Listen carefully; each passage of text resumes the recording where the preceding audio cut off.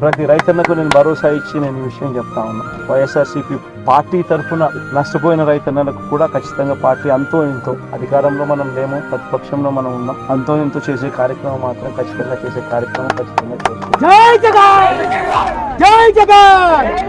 అది రాబోయే రోజుల్లో అవినాష్తో నేను మాట్లాడుకుని అవినాష్ ప్రతి రైతు మేలు జరిగేట్టుగా, ఎంతో కొంత మేలు జరిగేట్టుగా అవినాష్ ద్వారా అది చేయించే కార్యక్రమం కూడా చేస్తాం. ఈ నష్టపోయిన 670 మంది రైతులకు హెక్టార్కు 20,000 రూపాయల చొప్పున పార్టీ తరఫున ఆర్థిక సహాయం మరి చేసే విధంగా నిర్ణయం తీసుకున్నారు. అదే విధంగా దానికి సంబంధించిన డీడీలు కూడా ప్రతి రైతు పేరుతో 670 డీడీలు కూడా మరి పంపించడం జరిగింది. ఈ డీడీలన్నీ కూడా ఒక వారం వ్యవధిలో ఆ గ్రామ వైఎస్ఆర్ కాంగ్రెస్ పార్టీ నాయకులను, వారితో పాటు ఆ నష్టపోయిన రైతులను మరి ఆఫీస్కి పిలిపించి ఆ డీడీలందరూ కూడా నష్టపోయిన రైతులకు అందించే కార్యక్రమం కూడా ఒక వారం లోపల ఈ ప్రక్రియ పూర్తి చేస్తాం. ఎందుకంటే దాదాపు 670 మంది రైతులు అందరికీ ఇన్ పర్సన్ డీడీలు ఇచ్చి వెరిఫై చేసుకొని డీడీలు ఇవ్వాలి కాబట్టి కొంచెం టైం పడుతుంది. కాబట్టి ఒక వారం రోజులు ఈ ప్రక్రియ కంప్లీట్ చేస్తాం. జగన్మోహన్ రెడ్డి గారు చేసిన ఈ గొప్ప సహాయం దాదాపు 1,14,00,000 మొత్తం 670 మంది రైతులకు గాను వైఎస్ఆర్ కాంగ్రెస్ పార్టీ తరఫున జగన్మోహన్ రెడ్డి గారు 1,14,00,000 రూపాయలు